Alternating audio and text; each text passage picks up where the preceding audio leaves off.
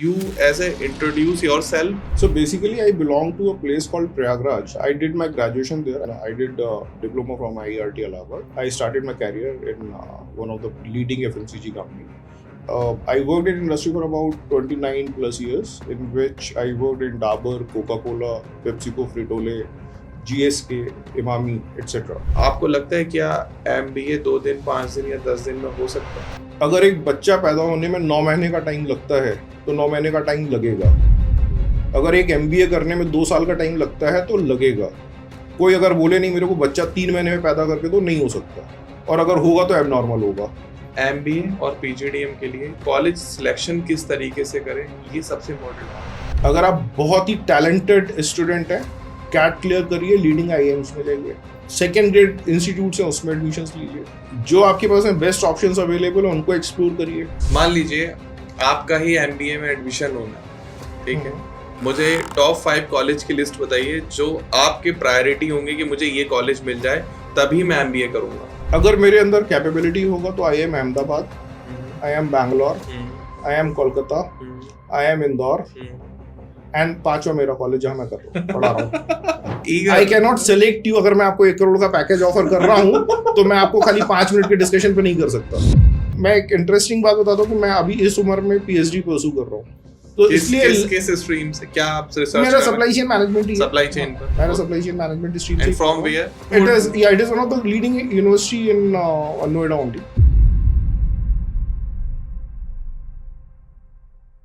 नमस्कार दोस्तों, स्वागत है आपका एक और नए पॉडकास्ट में। तो आज के पॉडकास्ट में हम डिस्कस करेंगे MBA और PGDM के बारे में। जब भी आज के टाइम में स्टूडेंट अपनी ग्रेजुएशन कंप्लीट करते हैं तो उनके दिमाग में थॉट आता है कि मैं PG के लिए किस कोर्स में जाऊं, इंडस्ट्री की रिक्वायरमेंट क्या है, और हाई पेइंग स्केल जॉब आपको MBA करके मिलेगी या PGDM करके मिलेगी। MBA करनी है तो किस स्ट्रीम से करनी है, PGDM करनी है तो किस स्ट्रीम से करनी है, एंड वो कौन से नए प्लेटफॉर्म है, नई कंपनीज हैं, नए इराज हैं जो आपको अपॉर्चुनिटीज दे रहे हैं कि आप इनसे PG करके आओ, और PG करना भी है या नहीं करना, ये भी आज हम डिस्कस करेंगे इस पॉडकास्ट में। क्योंकि बहुत सारे लोगों के मिथ रहते हैं कि मैंने PG कर लिया तो मेरा कितने % हाइक हो जाएगा। कुछ लोग लेट PG करते हैं, कुछ लोग BTech कर लेते हैं तो वो MTech के बारे कुछ तरफ जाते हैं, कुछ लोग BTech के साथ MBA और PGDM की तरफ जाते हैं। तो बहुत सारा लोगों के दिमाग में कंफ्यूजन चल रहा है। तो आज इसी मिथ को, इसी कंफ्यूजन को बस्ट करने के लिए हमने पूरा पॉडकास्ट प्लान किया है। तो आज हमारे साथ industry expert Sudhanshu Kumar sir हैं। नमस्कार सर। नमस्कार। कैसे हो आप? All good. तो सुधांशु सर आपको बताएंगे कि आज के टाइम में आपको क्या करना जरूरी है और क्या नहीं करना है, और वो कौन सी बड़ी 5 मिस्टेक्स हैं जो आपको अपनी PG करते टाइम या प्लान करते टाइम तो नहीं करनी है। यूनिवर्सिटी कहाँ से चूज करनी है, कॉलेज कहाँ से चूज करना है, किस तरीके से चूज करना है, मेरिट में कैसे जाना है, कैसे नहीं जाना है। हम यहाँ पर आपकी बेसिक से लेके एडवांस तक एक एक चीज को कवर करेंगे। तो बिना किसी देरी के चलिए शुरू करते हैं। तो सर पहले तो सब first of all I want to you as a introduce yourself, कि लोग समझें कि हम आपके साथ इस पॉडकास्ट को कर रहे हैं तो हमारी जर्नी कैसे स्टार्ट हुई, और who the Sudhanshu Kumar sir. Okay. So basically, I belong to a place called Prayagraj, and I did my graduation there. I born and brought up there, and then I did my graduation there, and then I did a diploma from IERT Allahabad. After that, I started my career in one of the leading FMCG company. I worked in industry for about 29 plus years, in which I worked in Dabur, Coca-Cola, PepsiCo, Frito-Lay, GSK, Imami, etc. So all these companies I worked with. In 22 onwards, I started forming my own consulting company. Okay. And in 23, I left the job and I started on a full-fledged basis the consulting assignments. ठीक है। Now, this journey continues for about a year's time, where I did a couple of projects with leading organizations like Merino Industries, True Power, and many other companies. After that, in 24, I got an opportunity to be associated with one of the leading management institute as a professor of practice. And there I worked for about a year's time. And then I joined a very leading organization. And now I'm associated there. I'm working for them as a director. Okay. Yeah. So what are the main challenges that you faces in your career? See, lot of things, because जब हम लोगों ने अपना career शुरू किया था उस समय पे की अगर मैं बात करूं मैनेजमेंट की पढ़ाई बहुत अपने शुरुआती दौर में थी। उस समय जो MBA की पढ़ाई है या मैनेजमेंट की पढ़ाई है वो चालू हो रही थी, शुरू हो रही थी। लोगों का इंक्लिनेशन उस तरफ नहीं था, और हमारी जनरेशन के बाद से धीरे धीरे करके मैनेजमेंट की तरफ लोगों का इंक्लिनेशन होना और बढ़ना शुरू हुआ। मेरे पास में जब ग्रेजुएशन कर लिया था और उसके बाद कोई नौकरी का ऑप्शन नहीं मिल रहा था, उस समय पर मैनेजमेंट का एक कोर्स कुछ निकला था, IRT में पब्लिश हुआ था, तो उसमें अप्लाई करा, and then from there I started pursuing 2 years diploma course from there itself. तो आज के टाइम में आपको लगता है कि MBA और PGDM करना चाहिए या फिर PG करना चाहिए? Is it important? ब्रॉडली अगर मैं बात करूं तो तकरीबन टोटल जो पॉपुलेशन साइज है स्टूडेंट्स का, उसका तकरीबन 11% बच्चे ही केवल PG कर पाते हैं। एग्जैक्टली। ठीक है, अब आपको किस साइड में रहना है वो आपको डिसाइड करना है, whether you want to be remaining 89% of the side और you want to be in that 11% zone. पहली बात। दूसरा ये कि इसमें PG का एडवांटेज आपको हो सकता है कि in the beginning of your career शायद नहीं मिले एकदम से, but as you grow in the organisation, है ना, आपका कैरियर स्पैन जैसे जैसे आगे बढ़ेगा वो एक डिफरेंशिएशन आना शुरू हो जाता है, specially when you are switching the job from one company to another. जब फिल्टरिंग क्राइटेरिया में जब लोग इवैल्यूएट करते हैं आपको, तो वो ये देखते हैं कि आपने क्या क्या एकेडमिक क्वालिफिकेशंस या क्रेडेंशियल्स आपके रहे हैं, और उस समय पे अगर आपने PG किया है तो वो आपके लिए एक एडेड एडवांटेज होता है। And definitely whatever the knowledge you are gaining during the course वो एक अलग एस्पेक्ट है।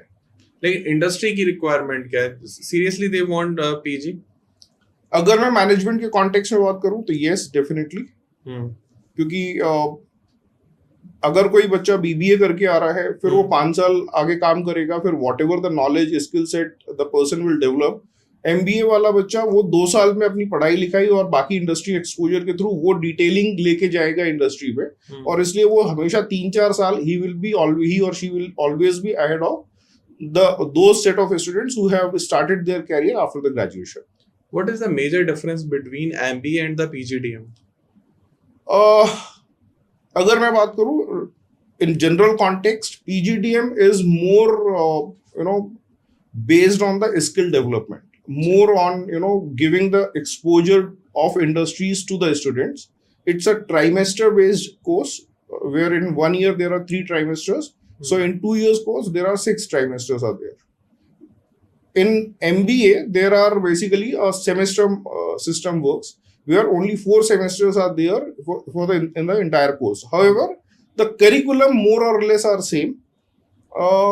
PGDM is more inclined towards giving the exposure towards industry side. Now coming to the institute where I am working right now, it's an industry led program. I mean, the faculty who is basically teaching in my organization is basically they all are coming from the industry background.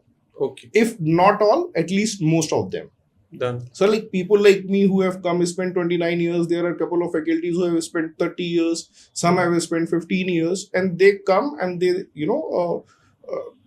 transform their career from industry professional to an academia side. सो उस वजह से जो वो industry का experience, exposure और जो practical knowledge है वो जब पढ़ाते समय बच्चों को देते हैं, it is more on a case based study rather than a theoretical knowledge transfer sessions. So that is how it works. So यहाँ 2 क्वेश्चन है that you left your industry. Although you have a 29 of year experience, और मैं ये नहीं कह सकता कि आपने इंडस्ट्री लेफ्ट कर दी, अब मैं कह सकता हूँ कि आप अपनी एक्सपर्टीज लोगों को सिखा रहे हो। So, आपको लगा कि मैं इंडस्ट्री को छोड़ के एकेडमिक्स में आऊं और लोगों को अपनी एक्सपर्टीज सिखाऊं, अपने एक्सपीरियंस उनको दूं, इज इट मोर इम्पोर्टेंट, या मैं वापस इंडस्ट्री में जाके जो चीजें अभी भी लैक ऑफ हैं उनको बेटर करूं? बहुत अच्छा क्वेश्चन है ध्रुव। इसका अगर मैं 2 तरीके से आंसर करना चाहूंगा जी। जब मैं CTC पार्ट देखता हूँ तो मुझे लगता है कि मुझे इंडस्ट्री में होना चाहिए था, लेकिन जो सेटिस्फेक्शन पार्ट है वो अगर जब मैं देखता हूँ तो मुझे लगता है मैंने जो सर्विस चूज करी है, I would not say that it is a profession, I will say that it is a service to the society and to the nation. So ये मैंने किया, इसमें पैसे बहुत कम है but satisfaction level is very high, right. और कई बार क्या होता है कि अगर आपको आप लाइफ के जब उस दौर पे होते हैं जहां पर आपके लिए आपको ये चूज करना पड़ता है between money and satisfaction, I have chosen the satisfaction. That is something which is more important for me. And whatever I have learned so far, supposingly, see, the kind of age I am in, 5, 10, 15, 20 सालों के का life span होगा. So whatever I have learned, if once I'll die, it will go away. और अगर ये मैं knowledge transfer कर पाता हूँ आगे बच्चों में, तो शायद उनके लिए एक बेहतर शुरुआत करने का मौका होगा. So what is the biggest learning from the industry, those who are planning for MBA and the PGDM in your early stage? सबसे पहली चीज है कि इंडस्ट्री हमको ये सिखाती है कि आपको अपने काम को या अपने KPIs को डिलीवर करने के लिए डिसिप्लिन्ड अप्रोच का होना बहुत जरूरी है. Exactly. ठीक है. हम जब एकेडमिया में जब आते हैं और ये चीजें हम बच्चों को बताते हैं, तो क्योंकि बच्चों का जो माइंडसेट होता है बड़ा ओपन एंडेड होता है, उनको ये नहीं पता होता कहाँ से शुरू करना है, कहाँ पे खत्म करना है, और उस वजह से मतलब उनके दिमाग में बहुत सारे थॉट्स आते हैं, है ना, कि कभी लगता है ये वाला ऑप्शन बहुत अच्छा है, कभी लगता है दूसरा ऑप्शन बहुत अच्छा है. सो आप जब उसको उनकी जो एनर्जी है उसको अगर राइट डायरेक्शन में चैनलाइज करेंगे with the set of experience you have already attend. I mean not me only, but all my faculty group or all such kind of people, those who have gone through with this journey, उन्होंने failures देखे हैं, उन्होंने अगर कोई action है और उसके ऊपर कोई डिसीजन लिया तो उनको मालूम है either they will succeed or they will learn. Done. So if they are failing and they are learning from them, at least जो मेरे बच्चे हैं, जो मेरे स्टूडेंट्स हैं, उनको वो सिचुएशन बता दें कि इस सिचुएशन में मैंने ये किया है, that was not went well. अब अगर आपको डिसाइड करना तो आप अपने हिसाब से तैयार करके जाइए कि आपको क्या डिसाइड करना है. Still if you choose the path which I have chosen earlier, at least वो बच्चे फिर वेल प्रिपेयर्ड होके जाएंगे, वेल इन्फॉर्म्ड डिसीजन लेंगे. तो वो ये जो नॉलेज ट्रांसफर है दैट हेल्प्स बेसिकली. एक स्टूडेंट को जिसने ग्रेजुएशन कंप्लीट कर ली है, MBA और PGDM का एडमिशन लेने का जो डिसीजन है वो कब लेना चाहिए? मेरे ख्याल से जब वो ग्रेजुएशन शुरू कर रहा है उस समय से उसको अपना माइंड मेकअप करना शुरू कर देना चाहिए कि उसको अपने कैरियर में किस डायरेक्शन में जाना है. ठीक. और उसके accordingly rather I would say कि जब वो 12th में होता तभी उसको अपना डायरेक्शन डिसाइड कर लेना चाहिए. अगर मान लीजिए बच्चे ने PCM कर रहा है और उसका फोकस है इंजीनियरिंग साइड में जाने का, उसके हिसाब से तैयारी करके और उस डायरेक्शन में जाना चाहिए. अगर बच्चे का इंक्लिनेशन टुवर्ड्स मेडिकल साइड है तो वो MBBS साइड में बायोलॉजी वगैरह लेके जा सकता है. इसी तरीके से आजकल बहुत सारे स्पेशलाइजेशंस आए हैं जो ग्रेजुएशन लेवल पे ही आपको ट्रेनिंग देना शुरू कर देते हैं. तो आप सब्जेक्ट्स चूज करके या अपना एरिया ऑफ स्पेशलाइजेशन चूज करके आप उस फील्ड से ग्रेजुएशन करना शुरू करिए. ठीक है. बट जब आप ग्रेजुएशन कर रहे हैं उस समय आपको उस इंडस्ट्री को बहुत अच्छे से समझना पड़ेगा और उसके बारे में आपको अपनी रिसर्च चालू करनी पड़ेगी. उस इंडस्ट्री में जुड़े हुए लोगों के साथ में आपको इंटरेक्ट करना पड़ेगा और फिर धीरे धीरे अपना इंटरेस्ट बिल्ड करना पड़ेगा. और once you cross the graduation level, आप PG पहले करिए और उसके बाद में then you start your career journey. Okay. तो लेकिन यहाँ फिर कंफ्यूजन रहता है कि MBA करूं या PGDM करूं, तो उसका सॉल्यूशन क्या है? Decision of doing MBA or PGDM will purely depend on lot of circumstances, right? बच्चे का इंटरेस्ट किस साइड में है. PGDM is a very rigorous and very disciplined approach kind of course where a student have to spend around 14 to 16 hours a day, है ना, on during their learning process. उसमें खाली classroom training नहीं है, उसमें मतलब उनको बहुत सारे इवेंट्स हैं और ये सारी चीजें जिसमें वो they drive and they manage everything through students only. जब आप MBA कर रहे होते हैं, MBA gives you more such kind of exposure where you get to know the industry from a very very closer side. मैं अगर normal MBAs की बात करूं जो other than my institute, they are basically purely on theory side. Theory side is more heavy than the practical exposure. Having said that, the my institute who basically delivers the MBA courses, but it is more industry oriented courses. Done. तो उसमें ऐसा नहीं है कि उसमें जैसे मैंने आपको पहले भी बताया कि हमारे यहाँ पर जो फैकल्टीज है वो ऑलरेडी इंडस्ट्री से आ रही हैं, तो वो इंडस्ट्री एक्सपोजर अपने साथ में कैरी कर रही है. उसके अलावा lot of engagements are there जहां पर हम बच्चों के साथ में बच्चों को इंडस्ट्री के लोगों से कनेक्ट करते हैं so that they can keep learning new things and the practices what is adopted by the organisations. But यहाँ एक प्रॉब्लम ये आती है कि जब बच्चा कॉलेज में जाता है तो उसके थॉट्स अलग होते हैं कि मैं एमबीए में ये पढ़ूंगा, ये चीजें सीखूंगा, ये चीजें सीखूंगा, लेकिन चीजें नहीं होती हैं। ऑब्वियस है कि स्टूडेंट को नहीं पता कि क्या सीखना है, इंडस्ट्री की रिक्वायरमेंट क्या है। तो आप इस पर क्या गाइडेंस देना चाहोगे कि आप इन चीजों पर ज्यादा फोकस करो रेदर देन ऑफ इट कि आप इन चीजों पर फोकस कर रहे हो? जब भी कोई स्पेशलाइजेशन इस तरीके का अगर पोस्ट ग्रेजुएट प्रोग्राम में कोई भी बच्चा जाता तो उसको क्लैरिटी जिस दिन वो एडमिशन ले रहा है उस दिन ही अपने थॉट प्रोसेस में क्लियर होना चाहिए कि उसको किस स्पेशलाइजेशन के साथ में जाना है। ठीक, that is something which is very important. मेरे पुराने असाइनमेंट के दौरान मैं ऐसे बहुत से बच्चे मेरे पास आए हैं जहां पर उनको ये नहीं मालूम था कि उन्हें स्पेशलाइजेशन क्या चूज करना है, और they were very completely blank on this. और जनरली बच्चे क्या होता है वो इन्फ्लुएंस हो जाते हैं बहुत सारे लोगों के साथ में कि उनके सबसे पहला जो इन्फ्लुएंशियल फैक्टर आता है कि उनके जो क्लोज बैचमेट्स हैं वो क्या स्पेशलाइजेशन ले रहे हैं, या उनकी फैमिली में उनके घर में अगर कोई सक्सेसफुल आदमी है तो उसका स्पेशलाइजेशन क्या था, या अपनी सोसाइटी में अपने नियर डियर वंस में अगर किसी को अगर वो देखते हैं कि वो किस स्पेशलाइजेशन को लेके आगे उन्होंने अपना कैरियर शुरू किया था और कहाँ पर वो पहुंचे हैं, रादर देन आई मीन ठीक है आपको इन सब चीजों से इंस्पिरेशन लेनी चाहिए, डिसीजन आपका अपना होना चाहिए, और जिस समय भी आप डिसाइड कर रहे हो पहले आपको आइडेंटिफाई करना पड़ेगा the kind of person you are. अगर आप अपनी कैपेबिलिटीज को, स्किल सेट को नहीं पहचान पा रहे हो और उसके बाद में आप कोई गलत स्पेशलाइजेशन चूज करोगे देन प्रोबेबली आपका, क्योंकि ये स्पेशलाइजेशन आपके साथ में अगले 35 साल तक रहने वाला है। आप 22-23 साल में निकलोगे, 60 साल तक नौकरी करोगे, तो ये इस स्पेशलाइजेशन के साथ में आप 60 साल तक जाने वाले हो। तो क्या ये स्पेशलाइजेशन मतलब सही स्पेशलाइजेशन है या नहीं है वो आप देख लीजिए, सर्कमस्टांसेस इवैल्यूएट कर लीजिए, आप अपने आप को इवैल्यूएट कर लीजिए, और आप उस फील्ड में जाना चाहते हैं या नहीं जाना चाहते उसको देख लीजिए। So, have you any consulting और काउंसलिंग प्रोग्राम के जहां बच्चे आपसे समझ सकें कि सर मैं किस स्पेशलाइजेशन में जाऊं और क्या नहीं चूज करूं? मैं अभी जिस जगह पर हूं वो बहुत ही फोकस्ड एक स्पेशलाइजेशन के साथ जुड़ा हुआ which is supply chain logistics management का कोर्स है। बट जब मेरा प्रीवियस ऑर्गेनाइजेशन था वहां पर डेफिनेटली बच्चे आते थे, दे डिस्कस, और उसके हिसाब से फिर हम उनको गाइडिंग एंड मेंटरिंग करते थे उनकी, और उनको ये बताने की कोशिश करते थे उनके लिए क्या बेस्ट होगा।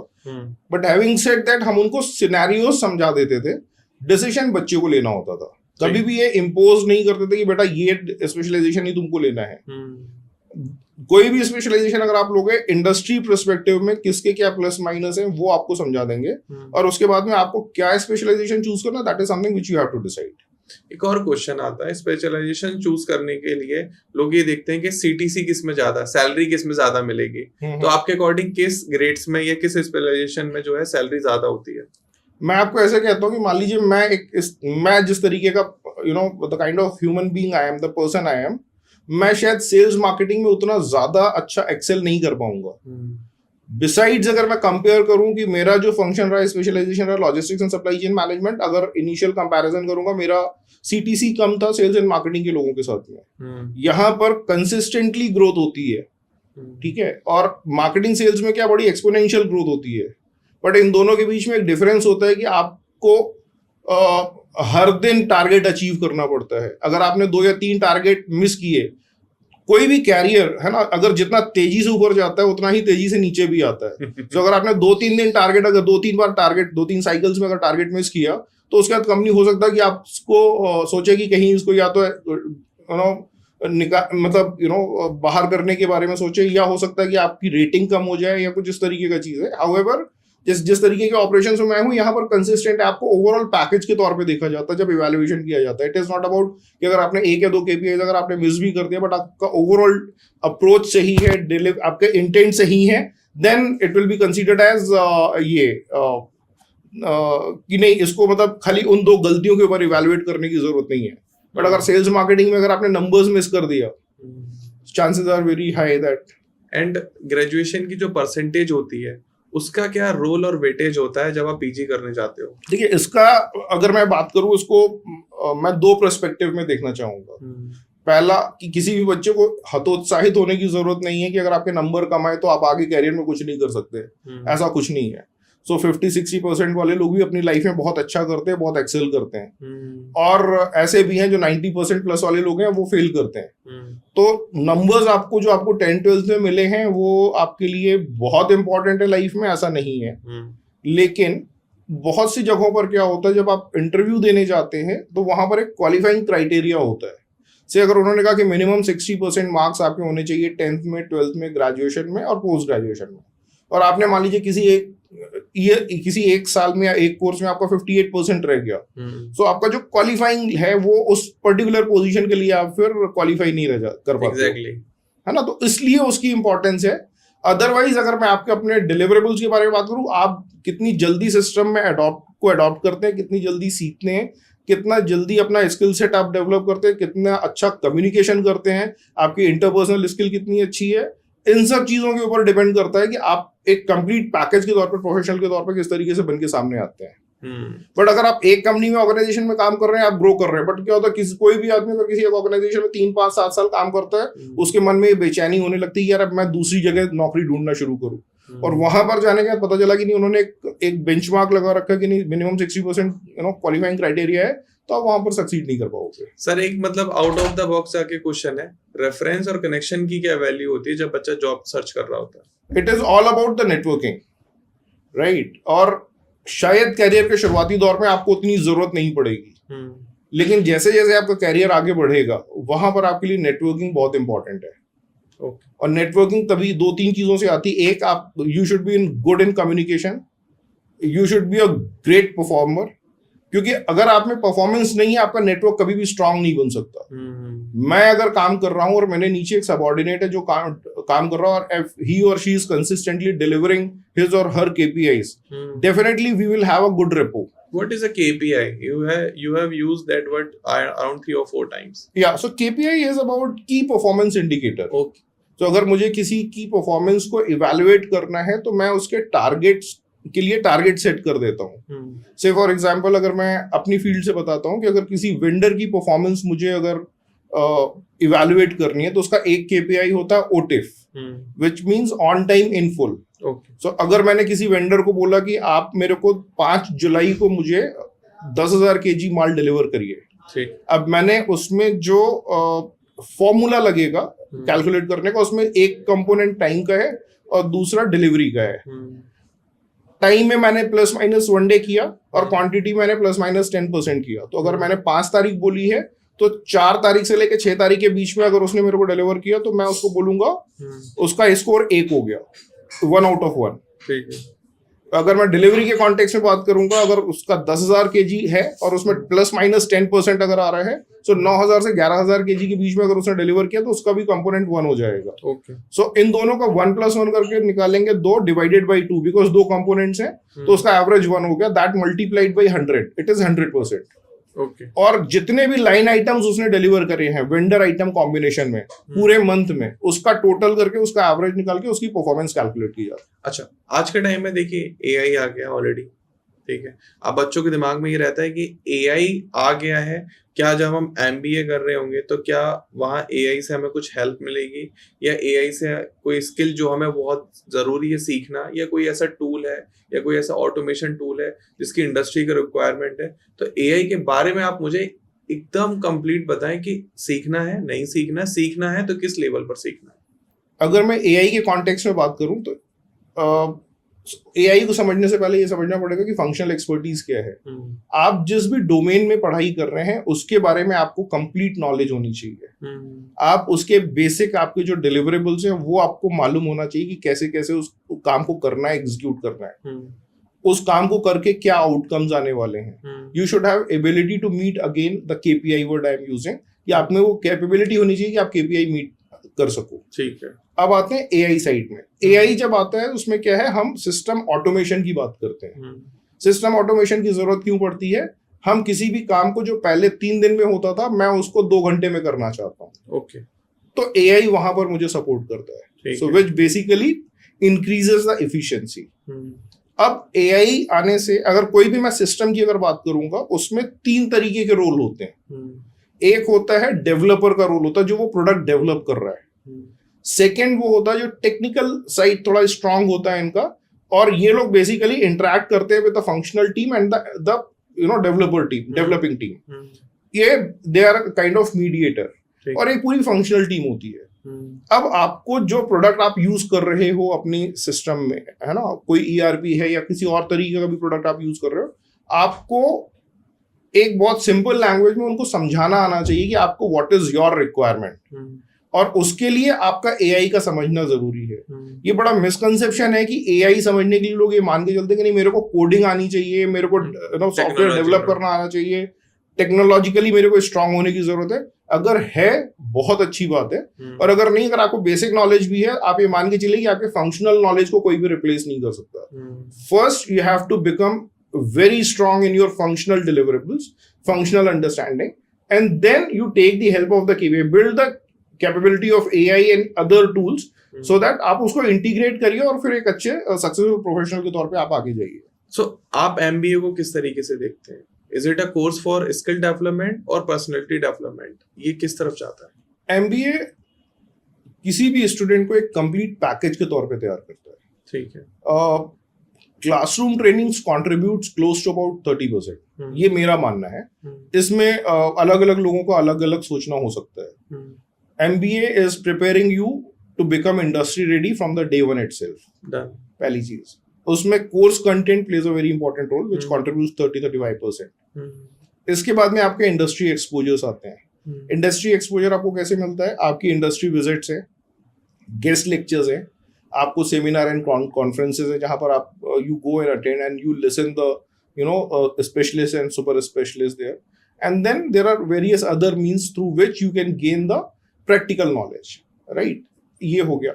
तीसरा जो सबसे इंपॉर्टेंट चीज है, जो जहां पर स्टूडेंट को खुद को एफर्ट करना पड़ेगा अपने कम्युनिकेशंस को डेवलप करने के लिए, they have to learn the prioritisation, they have to understand the importance of the interpersonal skills, they have to understand the importance of the networking। ये क्लासरूम में नहीं सिखाया जा सकता।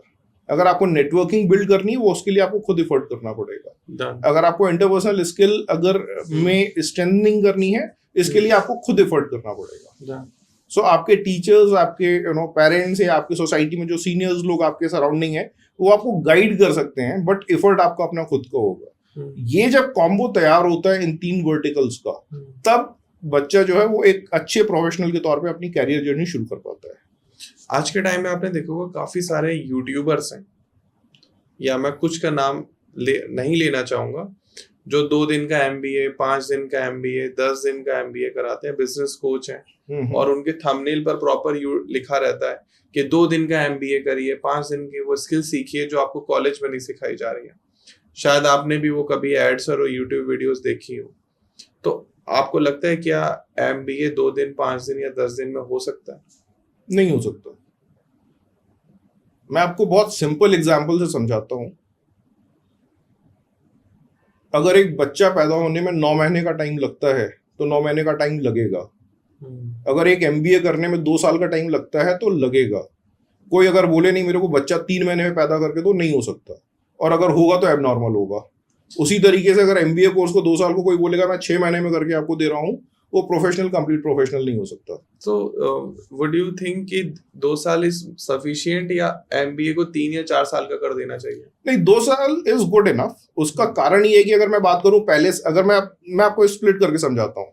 जो पहला सेमेस्टर होता है उसमें ज्यादातर फोकस हम करते हैं जो जनरल मैनेजमेंट है, फाउंडेशन कोर्स है, जिसमें हर एक सब्जेक्ट का टच बेस रहता है ना। अगर मैं सप्लाई चेन का कोर्स भी ड्राइव कर रहा हूँ, तो उसमें जनरल मैनेजमेंट भी आएगा, इकोनॉमिक फाइनेंस भी आएगा, so various other kind of courses आएंगे। थोड़ा मेरा अपना जो स्पेशलाइजेशन का सब्जेक्ट है उसका भी ब्रीफ आउटलाइन आएगा। सेकेंड सेमेस्टर ऑनवर्ड्स फिर मेरा कोर्स स्पेशलाइजेशन सब्जेक्ट के ऊपर हम चले जाते हैं। तो सेकेंड एंड थर्ड इसमें हार्डकोर, जिसको मैं बोलूंगा थ्योरी बेस्ड टीचिंग रहती है।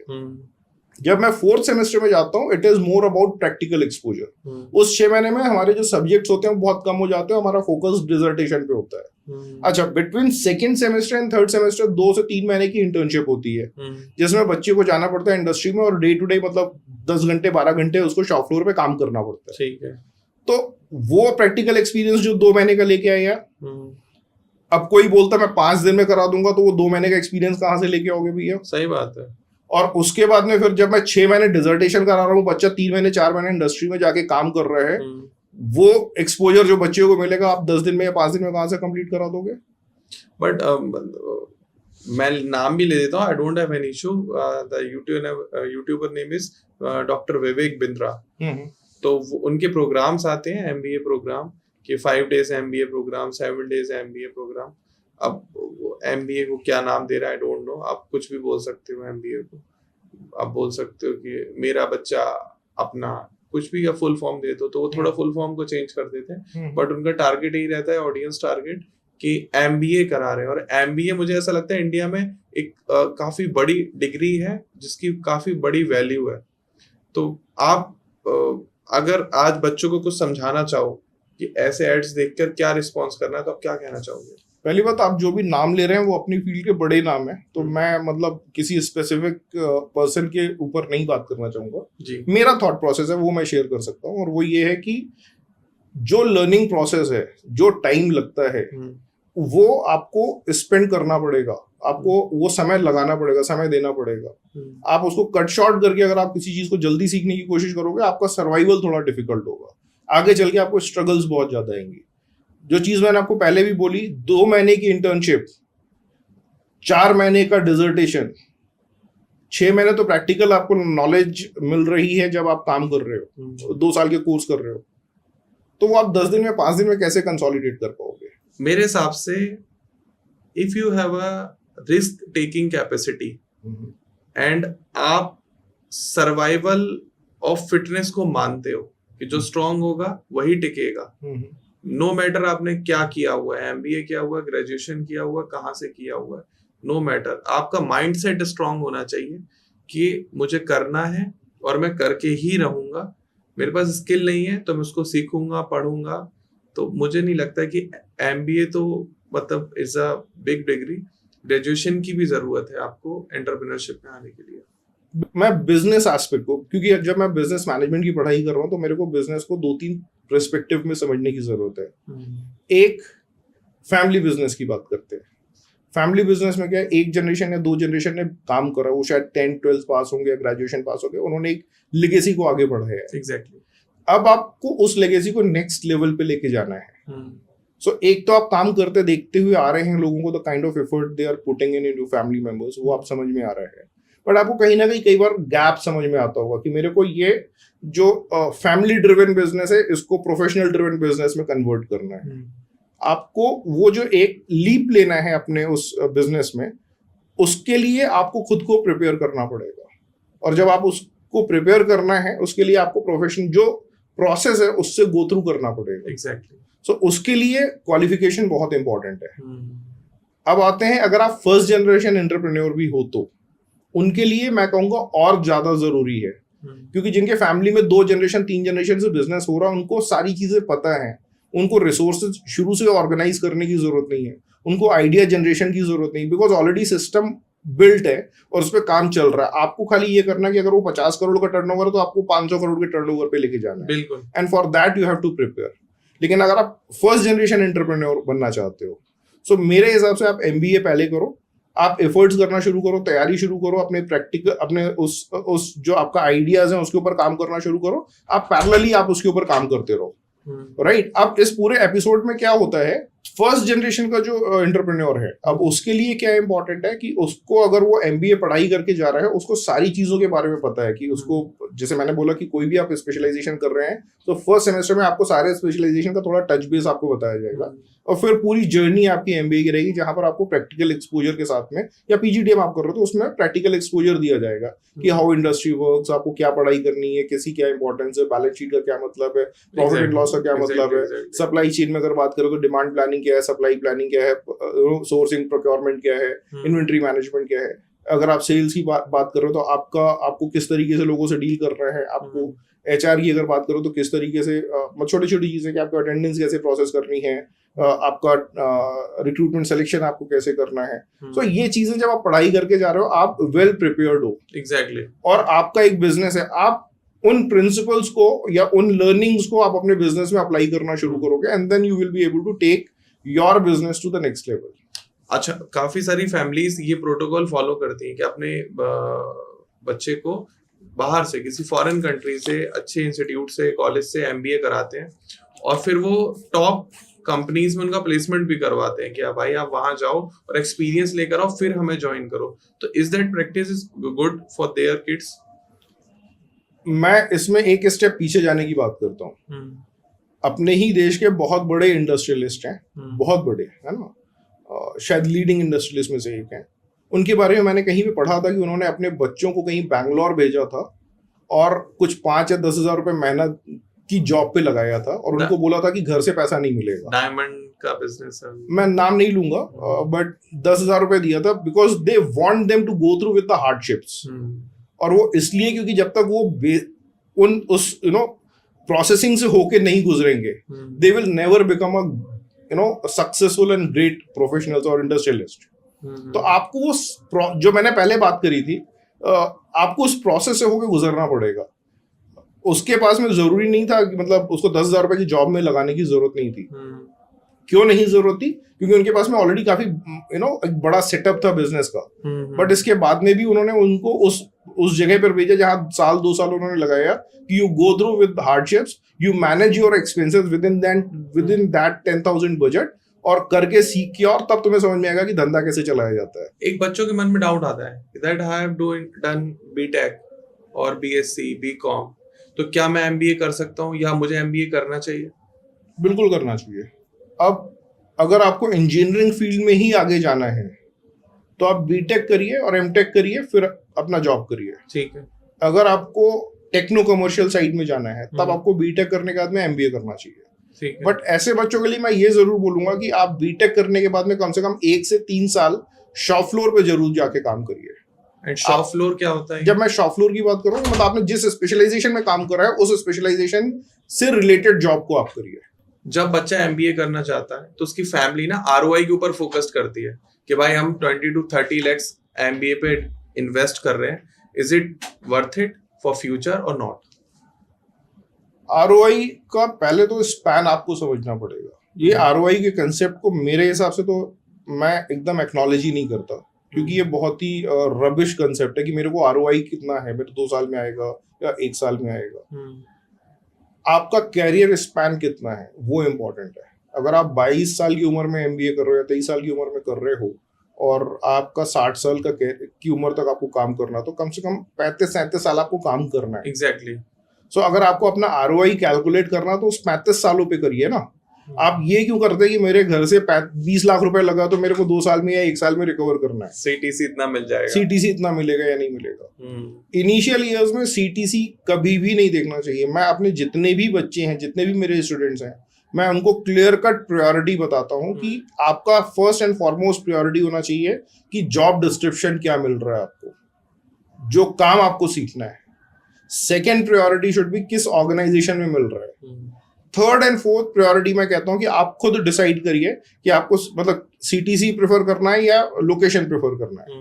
But at any given point in time job description is the first filtering criteria for all the students. और अगर आप उसमें एक्सेल करते हैं, आपको I mean there will be no look back, वापस मुड़ के देखने की जरूरत नहीं पड़ेगी। लेकिन अगर आप इसमें उलझ के रह गए कि मेरे को सीटीसी अच्छा मिले, आपको प्रोफाइल अच्छा नहीं मिला, एनवायरनमेंट अच्छा नहीं मिला, लोग अच्छे नहीं मिले, आप सस्टेन नहीं कर पाए, तो भी क्या होगा। एक और क्वेश्चन है, अब जैसे सीटीसी किसी एमएनसी में आपको कम मिल रहा है बट कंपनी बहुत अच्छी है, बहुत अच्छा जॉब डिस्क्रिप्शन है, और किसी लो क्लास कंपनी में जो अभी स्टार्ट हुई है, मैं लो क्लास किसी को नहीं कहूंगा, मतलब जो जिसका नाम नहीं, जो इनिशियल स्टेज पर, इनिशियल स्टेज पर स्टार्टअप है, वो आपको सीटीसी ज्यादा दे रहे हैं बट जो डिस्क्रिप्शन उतना अच्छा नहीं है, तो आप क्या चूज करोगे? डिपेंड करता है कि बच्चे का माइंडसेट क्या है। अगर बच्चा ये चाहता है कि मेरे को आगे चल के एंटरप्रेन्योर बनना है, तो उसे किसी ऐसे सेटअप में जाके काम करना है। ये जो स्टार्टअप है, ये जो पिछले 5-7 सालों में बन रहा है, ये अपने आप को बिल्ड कर रहा है। ठीक है। उस बिजनेस में काम करके क्या फायदा मिलेगा कि आप भले बेशक सपोजिंगली आपने MBA logistic supply chain management में किया या एमबीए एचआर में किया, जब आप ऐसे ऑर्गेनाइजेशन में काम करोगे, आप फंक्शनल साइलोज में नहीं फंसोगे। ठीक है। वहां पर आपको जो भी काम आपके सामने आएगा आपको करना पड़ेगा। और एज एन एंटरप्रेन्योर भी आपसे एक्सपेक्टेशन क्या है that you should excel in every field. Exactly. You Correct. know everything. Everything. You should have ability to take the decision. You should have ability to evaluate and take the actions. वो कब आएगा जब आप ऐसे environment में काम करो जहां पर आप हर तरीके का रोल कर रहे हो. अगर आपने बड़ी कंपनी ज्वाइन कर लिया, एमएनसी ज्वाइन कर लिया, क्या होगा, आप एक स्पेसिफिक फंक्शन में काम करोगे, तो उसका एक अपना सेट फ्रेमवर्क होगा. आपका स्टार्ट पॉइंट होगा, आपका एंड पॉइंट होगा. उसके पहले कौन क्या कर रहा है उससे आपको मतलब नहीं, और उसके बाद में क्या हो रहा है उससे आपको मतलब नहीं. और अगर इस तरीके के फंक्शनल साइलोज में अगर आप बन के रह गए तो फिर आपका एंटरप्रेन्योर बनने का जो सपना है वो थोड़ा लंबा खींचेगा. फिर इंडस्ट्री में जब बंदा शॉप फ्लोर पर जाता है, इंटर्नशिप करने जाता है, तब क्या चीजों का ध्यान रखे उस टाइम पर? क्या सिर्फ वो इंटर्नशिप पे फोकस करे या कुछ स्किल सेट पर भी फोकस करना पड़ेगा? जब आप इंटर्नशिप के लिए जा रहे हो किसी भी फंक्शन में, किसी भी रोल में, जब मैं शॉप फ्लोर वर्ड यूज करता हूँ, it is not that the only production shop floor I am talking about. से फॉर एग्जांपल अगर कोई लॉजिस्टिक्स का बंदा है और अगर वेयर हाउस में काम कर रहा है उसके लिए वो शॉप फ्लोर है. ठीक. कोई परचेज में अगर काम कर रहा है तो उसके लिए परचेज का जो ऑफिस है वो शॉप फ्लोर है. अगर कोई मार्केटिंग या सेल्स में काम कर रहा है, अगर फील्ड में जा रहा है, उसके लिए वो शॉप फ्लोर है. तो शॉप फ्लोर वर्ड को मिसअंडरस्टूड नहीं करना चाहिए. तो आप जिस भी फील्ड में काम कर रहे हो, आप उस फील्ड में उसके बेसिक्स को सीखने के ऊपर फोकस करिए. ठीक है. हर एक चीज को. For example let us talk about an engineer. अगर वो चाह रहा है तो पहले जिस मशीन पे वो काम कर रहा है उस मशीन को समझे.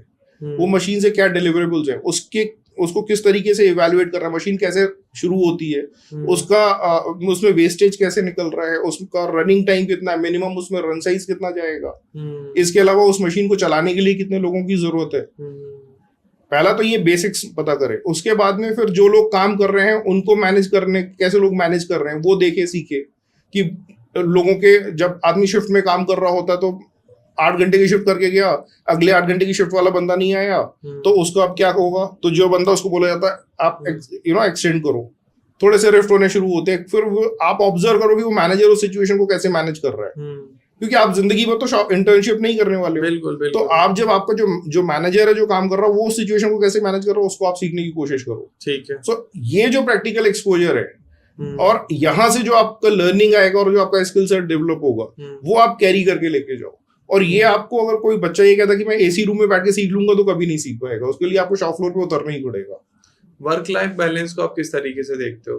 बच्चे एमबीए कर लेते हैं, पीजीडीएम कर लेते हैं, कंपनी में जब स्टार्ट करते हैं तो उनसे 14 घंटे 16 घंटे भी काम कराया जाता है. जब वो घर पहुंचते सिस्टम पे लगे हुए हैं, तो क्या उनको वो करना चाहिए स्टैंडर्ड जो अपनी 8 घंटे की शिफ्ट उसे कंप्लीट करने के बाद ना कहना सीखना चाहिए? ये डिपेंड करता है आप कितनी जल्दी लाइफ में ग्रो करना चाहते हो, पहली बात. दूसरी बात कि अगर आप किसी के लिए नौकरी कर रहे हो तब भी, और अगर आपका खुद का काम है तब भी. इवन अगर आपका अपना खुद का काम है तो आपको 24/7 काम करना पड़ेगा. आप किसी भी काम को ना नहीं कर सकते. सो अगर आप किसी के बिजनेस के लिए काम कर रहे हो तो भी वहां पर आपको ना नहीं कहना चाहिए. हम ये मान के चले कि हम 8 घंटे काम करेंगे और उसके बाद हमें काम करने की जरूरत नहीं. मेरे ख्याल से इस अप्रोच के साथ अगर आपको इंडस्ट्रीज में जाना है, प्राइवेट सेक्टर में जाना है, नहीं जाना चाहिए. आपके कलीग सुन रहे हैं ये बात? हाँ, कोई बात नहीं. और इस माइंडसेट के साथ अगर जाना चाहिए, मेरे ख्याल से उन्हें नौकरी करने से बेहतर होगा घर पे दुकान खोलने ज्यादा बेहतर होगा. क्योंकि उसका रीजन ये है कि आप जब जिस फील्ड में काम कर रहे हैं उसकी ओनरशिप आपकी होनी चाहिए. और जब किसी भी काम की ओनरशिप आप लेते हैं तब आप उसमें ये डिफरेंशिएट नहीं कर पाते कि मेरी 8 घंटे की नौकरी तो मैं सिर्फ 8 घंटे काम करूंगा, उसके बियॉन्ड जाके काम नहीं करूंगा. ठीक है ना. तो मेरे हिसाब से ये माइंडसेट नहीं होना चाहिए कि जहां पर मैं बोलूँ कि मैं 8 घंटे काम करूंगा. और वर्क लाइफ बैलेंस को भी, जो the point which you raise, लोग बड़ा मिसकंसेप्शन है इसको लेके. वर्क लाइफ बैलेंस का मतलब लोग ये मान के चलते हैं मैं 8 घंटे काम करूंगा, 4 घंटे एंजॉय करूंगा. ऐसा नहीं है. हो सकता है मैं 12 घंटे काम करूं और 1 या 2 घंटे मैं अपने हॉबी पे स्पेंड करूं, मेरे लिए वो सफिशिएंट है ना. वो मेरे को डिस्कनेक्ट करता है मेरे ऑफिशियल काम से और मैं वापस रिचार्ज करता है कि मैं दोबारा अगले दिन जाके 12 घंटे फिर स्पेंड कर पाऊं. ठीक. सिमिलरली अगर हो सकता है कि मेरे को ये अच्छा लगे कि मैं कुछ बच्चों के साथ में जाके टाइम स्पेंड करूं, उनके साथ में बच्चों जैसे उनके साथ खेलूं या उनके बच्चों जैसी हरकतें करूं, वो शायद मेरे को पूरा डिस्कनेक्ट करेगा उस पूरे इकोसिस्टम से और वापस मेरे को तैयार करेगा कि अगले दिन वापस नई एनर्जी के साथ जाऊं और काम करूं. तो वर्क लाइफ बैलेंस में कहीं पर भी आप नंबर ऑफ आवर्स में डिवाइड नहीं कर सकते कि इतना मेरे को वर्क पे करना है, इतने मेरे को पर्सनल रिक्वायरमेंट पे करना है. The most important question of this podcast, MBA और पीजीडीएम के लिए कॉलेज सिलेक्शन किस तरीके से करें, ये सबसे इंपॉर्टेंट बात है. बहुत सारे फैक्टर्स हैं. अगर आप बहुत ही टैलेंटेड स्टूडेंट हैं, कैट क्लियर करिए, लीडिंग आईआईएम्स में जाइए, सेकेंड ग्रेड इंस्टीट्यूट से उसमें एडमिशन लीजिए, जो आपके पास में बेस्ट ऑप्शंस अवेलेबल है उनको एक्सप्लोर करिए। फिर आपको ये देखना पड़ेगा कि आपकी कैपेबिलिटी कहाँ पर है, capability in terms of paying the fees, क्योंकि आपको 5-7 लाख 8 लाख के भी मिल जाएंगे और आपको 25-50 लाख के भी मिल जाएंगे कोर्सेस। सो आप किस लेवल तक जा सकते हो, ठीक है ना। उसके बाद में मैं अगर बात करूं, जो 7 या 8 लाख वाले जो इंस्टीट्यूट्स हैं उनका जो कैरिकुलम है और जो 50 लाख वाले इंस्टीट्यूट्स हैं उनका जो कैरिकुलम है, दोनों सेम है, उसमें मोर और लेस बहुत ज्यादा डिफरेंस नहीं होगा, मोर और लेस दे आर सेम, बहुत ज्यादा डिफरेंस होगा ऐसा नहीं है, बट अप्रोच का फर्क होता है। अगर मैं बात करूं, आप चले जाइए किसी भी आईआईएम इंस्टीट्यूट्स वगैरह में, उन बच्चों को जाके अगर आप देखेंगे, they reach out to the students, जहां पर वो जाके मतलब उनको रहता कि मैं इस टीचर से कितना एक्सट्रैक्ट कर पाऊँ, अगर कोई इंडस्ट्री पर्सन के साथ इंटरेक्ट कर रहा हूँ उनसे कितना इंटरेक्ट करके उनसे नॉलेज गेन कर पाऊँ। वो 24 घंटे के टाइम में 14 घंटे 16 घंटे क्लासरूम तो शायद 5 या 6 घंटे चलता है, 12-14 घंटे उनके अपने खुद के डिस्कशंस, डिबेट, प्रेजेंटेशन और इन सब की प्रिपरेशंस में जाता है। नॉर्मल कॉलेजेस में जो मेरा ऑब्जर्वेशन है वो है कि आज की तारीख में बच्चों को 9 से 4 या 9:30 से 4:30 4:30 क्लास में बिठाना बड़ा डिफिकल्ट है। आज के बच्चों का माइंडसेट ये हो गया कि भाई मेरे को अटेंडेंस मिलेगी इसलिए मुझे क्लास में आना है, सीखने के लिए नहीं आना। ठीक है, ये चेंज करने की जरूरत है। तो ये डिपेंड करेगा कि आप किस जगह से कर रहे हो। अगर आप अपनी अप्रोच इसी तरीके की रखते हो जो आईएम्स के बच्चे रखते हैं, आपका डेवलपमेंट भी आईएम के बच्चों के तरीके से होगा। बट अगर आपकी अप्रोच ऐसी नहीं है और आप किसी लीडिंग इंस्टीट्यूट में भी जा रहे हो तो वहां पर भी आप फेल करोगे, क्योंकि विद इन लीडिंग इंस्टीट्यूट्स में भी अगर आप देखोगे तो सीटीसी का जो डिफरेंस है बहुत ज्यादा है। अगर 30-35 लाख की सीटीसी के बच्चे भी जाते हैं तो वहां पे सब 5-7 लाख 8 लाख की सीटीसी के बच्चे भी को भी जॉब मिलती है। वो क्यों मिलती है? क्योंकि how much quality time you have spent to build and develop the capabilities of yourself during the course, वो important है। The second most important question of our discussion, आज के टाइम में हो गया है कि ऑनलाइन एमबीए कर लो, वो इक्विवेलेंट है ऑफलाइन एमबीए के, आपको डिग्री मिल जाएगी, आप ऑनलाइन क्लासेस परस्यू करो।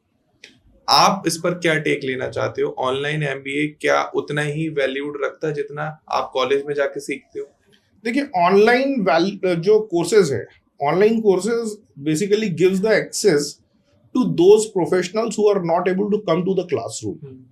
ठीक है, अब मैंने सपोजिंगली कुछ ऐसे लोग हैं जो आज से 30-35 साल की एज में हैं, जिन्होंने बीटेक कर लिया या बीए बीकॉम बीएससी कर लिया या बीबीए कर लिया, उन्होंने अपना कैरियर शुरू करा। Now because of their job demand they are not able to take out the time to go for evening classes और फॉर द रेगुलर क्लासेस, और उनको मन में ये भी कि मैं आगे पढ़ाई करूं। ठीक है, ऐसे लोगों के लिए ऑनलाइन एमबीए या online any advance qualification plays a very important role, because ultimately curriculum वही है, फैकल्टीज वही है, आपका जो टीचिंग मैथडोलॉजी है वो थोड़ा सा चेंज हो जाती है। क्लासरूम ट्रेनिंग में आप सामने फिजिकली इंटरेक्ट करते हो, ऑनलाइन कोर्सेज में आपके पास में 2 तरीके से जनरली काम करता है। एक, जहाँ पे मॉड्यूल प्रिपेयर कर दिया जाता है और उसके लिंक्स बच्चों को दिए जाते हैं, आप उसको देख के सीखिए, और कभी कभी ऑनलाइन लाइव सेशंस भी होते हैं जिसमें आपके क्लासेस होते हैं। ठीक है, बट मेरे हिसाब से ऑनलाइन जो कोर्सेज हैं, एमबीए या कोई दूसरे भी एडवांस कोर्सेज हैं, इनका फ्यूचर काफी ब्राइट है। एंड सबसे इंपॉर्टेंट बात यह है कि it gives access to many people, many learners to go and do these kind of courses in order to get the knowledge.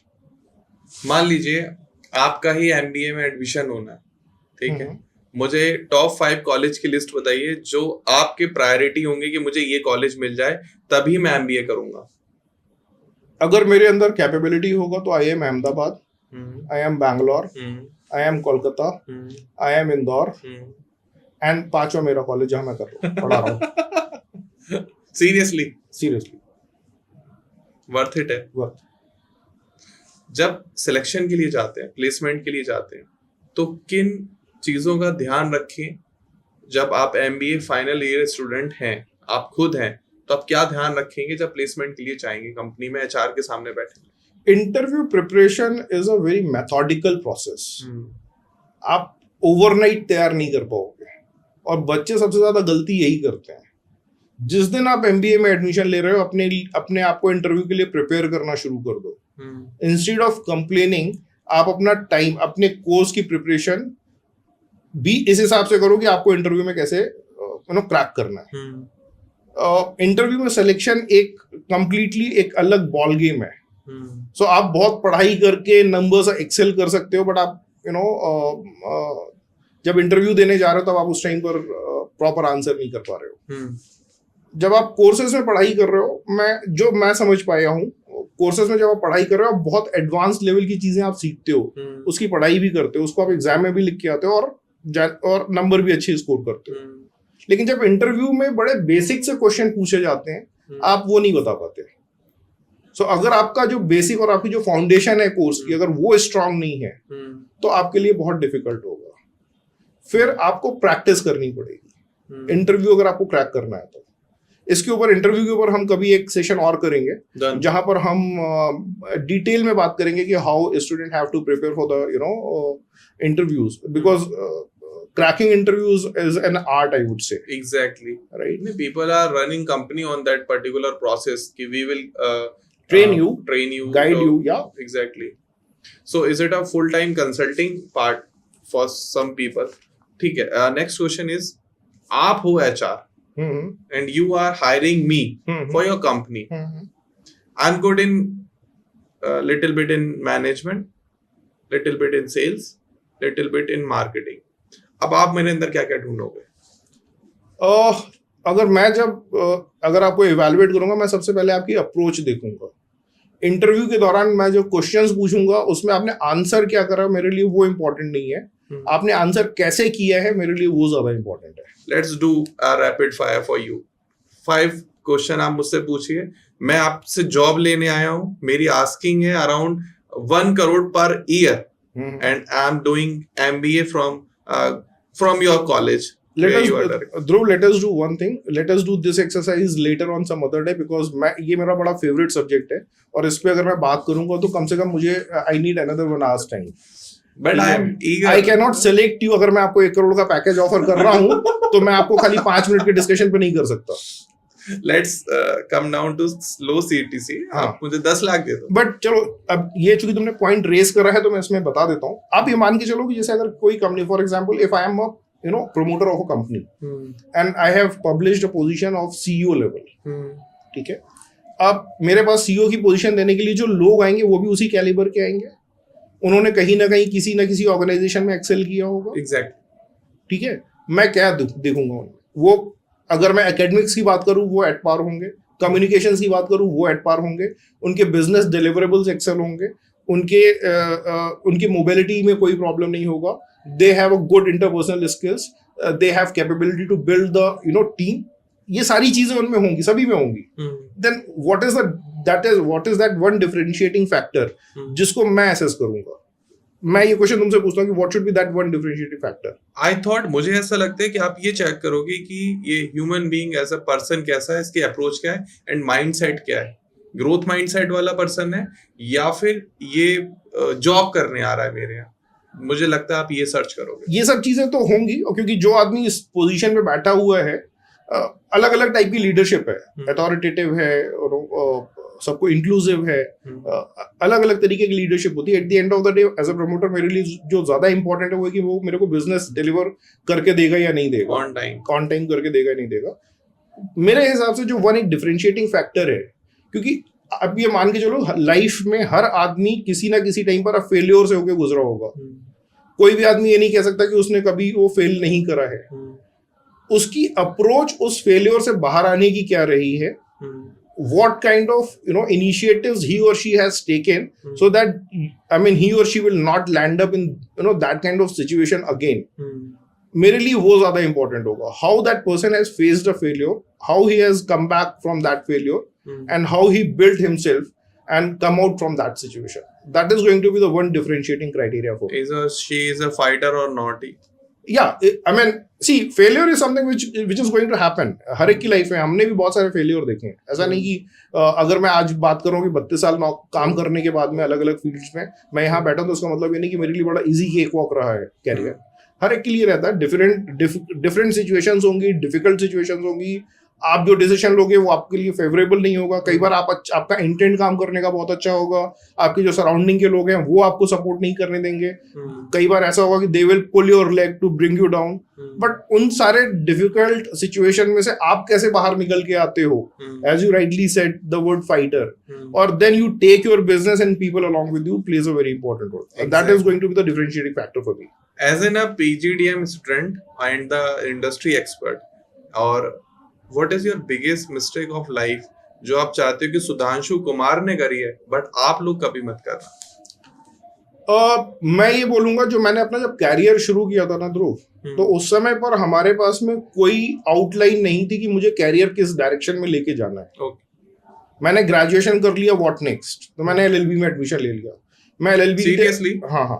So graduation, lawyer also? No, I am not a lawyer. So basically I did graduation, उसके बाद में मैंने diploma करा 2 साल का। Diploma करने के बाद में मेरा जून में सेशन खत्म हुआ था, रिजल्ट आया अक्टूबर में, और जॉब मिली मुझे नेक्स्ट ईयर अप्रैल में। सो उस टाइम पर जब वो फ्रस्ट्रेशन का पीरियड चल रहा था, जब जॉब नहीं मिल रही थी, तो मैंने एलएलबी में एडमिशन ले लिया था। और उस एलएलबी में एडमिशन के दौरान मेरा एग्जाम होना था 16 अप्रैल से। मैंने एमपी में लिया था, कटनी में, और मैं दिल्ली आना था। मैं प्रयागराज से आया था गाजियाबाद डाबर में इंटरव्यू देने के लिए, और इंटरव्यू दिया और उन्होंने तुरंत कंफर्म कर दिया कि ना, यू गॉट सिलेक्टेड। और पूछा आप कब से ज्वाइन कर सकते हो, तो हमारे पास इतनी भी समझ नहीं थी कि हम ये कहते हैं कि नहीं मुझे 1 हफ्ते का टाइम चाहिए या 15 दिन का टाइम चाहिए। हमने कहा नहीं, we are ready to join from tomorrow. I mean we were so eager, क्योंकि 1 साल हम लोग खाली बैठे हुए थे। तो उस वजह से हमने कहा तुरंत ज्वाइन कर लेंगे। एंड ट्रस्ट में हमारे पास उस समय पैसे भी नहीं थे, तो फिर वो बातचीत करी, फिर हमने जाके ज्वाइन करा किसी तरीके से मैनेज करके। मेरे साथ में मेरा दोस्त था संदीप, हम दोनों ने जाके, बैचमेट था मेरा, हम दोनों ने कहीं रूम फाइनल किया, फिर हम लोग रहना शुरू किया। फिर जाके अपने मैनेजर को बताया कि सर ऐसे ऐसे करके हमारे पास नहीं पैसा। फिर then we took the leave of 5-7 days, we went back to the Prayagraj, और फिर वापस प्रिपरेशन के साथ में लौट के आए। और उसी दौरान 16 अप्रैल को मेरा एलएलबी फर्स्ट ईयर का एग्जाम होना था एमपी में। सो हम लोग तो इस थॉट प्रोसेस के साथ आए थे कि दिल्ली जा रहे इंटरव्यू देने, 2-3 दिन दिल्ली घूमेंगे और उसके बाद जाके फिर एग्जाम दे आएंगे। बट डेस्टिनी को कुछ और ही मंजूर था। एग्जैक्टली। पॉइंट ये है कि मैं इस पूरे जर्नी में, अगर मैं बात करूं, मैंने सोच कर या प्लान कर नहीं किया कि मेरे को नहीं इस तरीके से करना है, दीज आर द स्टेप। आज की तारीख में जब मैं बच्चों को देखता हूं, उनके पास में पूरा खाका खिंचा रहता है, बहुत ही स्ट्रक्चर्ड वे में वो अपने कैरियर को आगे फ्रेम करते हैं। तो हमारे साथ में वो नहीं था। जो चीजें जैसे आती गई वो हम करते चले गए। और मैं एक इंटरेस्टिंग बात बताता हूँ कि मैं अभी इस उम्र में पीएचडी परस्यू कर रहा हूँ। तो इसलिए किस स्ट्रीम से, क्या आप रिसर्च? मेरा सप्लाई चेन मैनेजमेंट ही है। सप्लाई चेन पर मेरा सप्लाई चेन मैनेजमेंट स्ट्रीम से। And from where? If you it would... is one of the leading university in Noida only. Okay. Yeah. Already you have worked with Dabur and... So my first company was Dabur India Limited. Second was Hindustan Coca-Cola Beverages. Third company was Radico Khaitan. Fourth company was PepsiCo India Holdings Frito-Lay division, जो less Kurkure बनाते हैं. Fifth company was GlaxoSmithKline, जो Horlicks Boost बनाते थे. Sixth company was Imami Limited. And then I worked for a company called Rollick Ice Cream, which is in Kolkata. Okay. तो इन सभी में सबसे हार्डेस्ट चैलेंज आपको कहाँ मिला और सबसे टफेस्ट जॉब कहाँ थी, जहाँ आपको लगता है कि यार बस टाइम काटा मैंने जैसे तैसे करके? हर एक के अपने हर जॉब्स के अपने प्लस और माइनस रहे हैं। अगर मैं बोलूं, बहुत अच्छा जो पीरियड बीता था वो डाबर का था, शुरुआती 2-3 साल में, क्योंकि वो सारी चीजें नई नई थी, लोगों से सीख रहे थे और सारे मेरे से सीनियर थे, तो हम लोगों को लगता था कि मतलब थोड़ा सा जैसे एक प्रोटेक्टेड एनवायरनमेंट मिलता था। फिर समय आए जब हमारे से डिलीवरेबल्स एक्सपेक्टेड हुआ, जहां पर कोई भी फेलियर है या कुछ, उसके लिए मैं खुद ही आंसरेबल होता था, तो वो एक डिफरेंट टाइप की लर्निंग थी। फिर एकदम जब कोका कोला में गए तो सप्लाई चेन मैनेजमेंट में कंप्लीटली नया डायमेंशन, प्रोडक्शन प्लानिंग भी करनी है, इनडायरेक्ट परचेज भी करना है, ट्रांसपोर्टर से भी बात करनी है, तो वो सब किया। उसके बाद में फिर स्टोर्स वेयर हाउस मैनेज करा, जो पहले नहीं करा था कभी। सो कैरियर में जैसे जैसे आगे बढ़ते गए, अलग अलग तरीके के डिफरेंट चैलेंजेस आते गए और डिफरेंट रोल्स मिलते गए। और सबसे बड़ी चीज है, जब आपको कोई नया रोल मिल रहा है या कोई नया काम मिल रहा है, आप उस प्रोसेस को एंजॉय करिए। अगर आप उस प्रोसेस को एंजॉय करेंगे, आपकी लर्निंग बहुत अच्छी फास्ट होगी, और जो भी आप सीखेंगे, it is going to be retained with you and it is going to help you in your career ahead. What is your biggest learning from your past experience from the industry? मुझे लगता है industry ने जो मुझे जो बड़ा unstructured वे में मैं काम करता था, या मैं बोलूँ बहुत ज्यादा मैं डिसिप्लिन ओरिएंटेड लाइफ जीने में बिलीव नहीं करता था। इंडस्ट्री ने मेरे को मेरी लाइफ को डिसिप्लिन बनाया है कि मुझे कब क्या करना चाहिए, सिस्टम ड्रिवन पर्सन बनाया। जब मैंने काम करना शुरू किया था और जब मैंने काम और अभी तक मैं जो काम कर रहा हूँ, जो सबसे बड़ी चीज है जो इंडस्ट्री का कंट्रीब्यूशन है मेरी लाइफ में, वो ये कि इस इंडस्ट्री ने मुझे प्रोसेस ओरिएंटेड बनाया है, डिसिप्लिन बनाया है। I think you see us younger Sudhanshu in me, right? Yeah, very true. So process orientation is very important. I got learn from you. ये आंसर मेरे लिए भी था और ये आप लोगों के लिए भी था कि इंडस्ट्री आपको सिखाती है, प्रोसेस ओरिएंटेड सिखाती है, डिसिप्लिन सिखाती है, एंड अगर आप कहीं फंस रहे हो तो आप उस प्रॉब्लम को फेस करो और उसकी जिम्मेदारी लो अपने ऊपर कि हाँ आई हैव डन दिस मिस्टेक और हम इसको रेक्टिफाई करेंगे एंड सॉल्व करेंगे। लोग ये नहीं कर पाते हैं। मैं एक बहुत सिंपल चीज बोलता हूँ, जब आप कैरियर में, जब अपने जॉब में कहीं पर भी काम करिए और अगर आपसे कोई गलती हो गई है, और होगी, ऐसा कोई भी आदमी नहीं कह सकता कि मेरे से गलती कभी नहीं होगी। एक गलती अगर हो गई है उसको हाइड मत करिए, आप जाइए और अपने मैनेजर को बता दीजिए कि सर ये गलती हो गई है। वो मैनेजर आपको हो सकता है उस समय डांटेगा डपटेगा, but then he will take the ownership कि हाउ टू करेक्ट इट, और आपके लिए वो बिगेस्ट लर्निंग है। Exactly. लोग गलती क्या करते हैं कि एक गलती हो गई उसको छिपाने के लिए दूसरी गलती करते हैं, फिर तीसरी गलती करते हैं, और वो प्रोसेस भी सेम रखते हैं। हाँ, और वो फिर क्या हो गया कि उस पूरे उसमें वो जब बम फटता है तो वो एपिसोड बहुत बड़ा हो जाता है, तो फिर नहीं करना चाहिए। फिर उसमें बहुत सारे इंटीग्रिटी इश्यूज आ जाते हैं और बाकी चीजें। कई बार I have seen in my career कि लोगों को नौकरी से भी जाना पड़ा है, तो वो कभी नहीं करना चाहिए। The biggest advice to all the youngsters is कि अपने कैरियर के दौरान कभी भी कोई भी गलती अगर आपसे हो, आप अपने बॉस को जाके इमीडिएटली बोले कि बॉस ये गलती हो गई है, आई विल मेक श्योर कि next time it will not be getting repeated, but please suggest me the way forward. Today is a father day, ठीक है, हम आज के कैमरे पर आप सभी को बताना चाहेंगे कि today is a father day. आप अपने बेटे को क्या सलाह दोगे for their life, for their career, कि आप ये जरूर करना और इन चीजों को मत करना, अगर एक आपको कोई सजेशन देना हो? पहली चीज तो जब मैं फादर्स डे है तो थोड़ा सा खाली अपने बेटों को नहीं, मेरे बेटे तो मेरे biological part of my life है, और मेरे लिए जितने भी मेरे स्टूडेंट्स हैं वो मेरे लिए बच्चे हैं, और सबके लिए एक ही एडवाइस है, चाहे वो मेरे बच्चे हों या मेरे स्टूडेंट्स हों, उनके लिए कि लाइफ में कभी भी don't look for the shortcuts. जो भी आपका काम आप कर रहे हो अपनी जगह पर, उस प्रोसेस को कंप्लीट करिए, सीखिए। शुरू में अगर स्लो जाना है तो स्लो जाइए, धीरे धीरे एक्सपर्टीज गेन करिए, and then you start delivering. पहले दिन से जल्दी डिलीवर करने के चक्कर में शॉर्टकट मत लीजिए, प्रोसेस को फॉलो करिए, अप्रोच डिसिप्लिन रखिए, have respect for your elders, and integrity issue में कभी भी मत उलझिए। ये कुछ एक चीजें बेसिक्स हैं जिसके ऊपर आपको हमेशा जिंदगी भर काम करना है, वो चाहे मेरे बच्चे हों चाहे मेरे स्टूडेंट्स हो, सबके लिए समान रहेगा। Sudhanshu Kumar sir, you are at 22 and आपके पास आपको एडमिशन लेना है MBA में और PGDM में, तो आप किसको चूज करोगे आज अगर आप एडमिशन लेने जा रहे हो? मेरे पास में अगर कंप्लीट विजिबिलिटी है तो मैं जहां पर मैं आज एज अ डायरेक्टर काम कर रहा हूँ, मैं उस इंस्टीट्यूट में एडमिशन लेना चाहूंगा, because it is a industry led program जहां पर इंडस्ट्री में काम करे हुए लोग आके पढ़ा रहे हैं। किसी भी और दूसरे कोर्सेज को जब आप परस्यू करेंगे वहां पर एकेडमिया आती है और वो पढ़ाती है। हमारे यहाँ पे there is a right balance. तकरीबन 80% पॉपुलेशन जो है वो इंडस्ट्री में ऑलरेडी काम करके आए हुए लोग हैं और उसी डोमेन में काम करा हुआ है। और फर्स्ट प्रायोरिटी मेरा अपना खुद का इंस्टीट्यूट होगा, सेकेंड प्रायोरिटी मेरा PGDM होगा क्योंकि वो स्किल बेस्ड प्रोग्राम है, and third would be the MBA from other institutes. You don't choose an IIM. This is your first priority on college basis. Yeah. So, I mean, see, there are IIMs has been more glorified in the mind of students. Number one, options are very limited. So when you are saying that I am 22, I know my capabilities as well. So I am very clear that I won't be able to crack the IIMs. Now we are on the right track. So it's all about the capacity and how bright student you are.